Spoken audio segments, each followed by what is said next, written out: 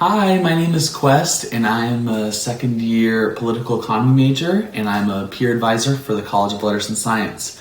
So today I'm going to be answering your guys' questions. Let's go.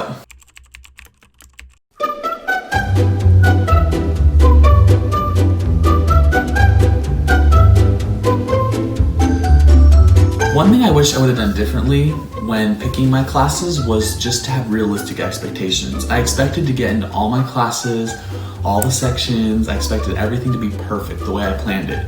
But what I experienced on enrollment day was completely different. I didn't get into all my classes. I only got into 2 of the 4, and I was pretty disappointed. So I wish I would have had realistic expectations for what enrollment was like and what classes I had a good chance getting into versus like okay chance, but that didn't end up happening. I would recommend for other people picking classes for their first, second, even third time just to lower your expectations. I don't want to say that you shouldn't expect to get into any of your classes, but I'm just saying that you should be realistic with what classes you're going to get into or not get into so you can plan accordingly.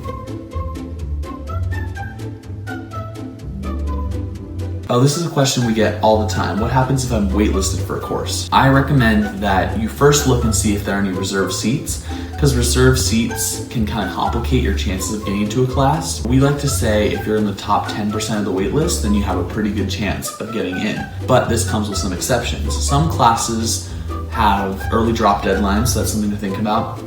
And also, there are some classes that no one really drops. So for example, R1As and R1Bs, people don't really drop those classes because once you get into one, you want to stay because you have to take it to graduate.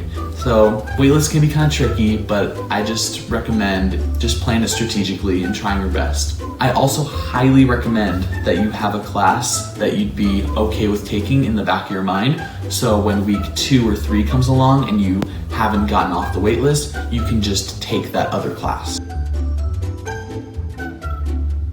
When it comes to how many units you should take, I recommend that freshmen try and stick to like 13 to 15 units so you can kind of warm up to the college level coursework. 13 is the minimum for College of Letters and Sciences, but if you feel more confident than taking more than 15 units, I would recommend you take more than 15. It just depends on yourself. I just recommend that you don't overload yourself because especially during our remote period, it can be kind of overwhelming. Yeah.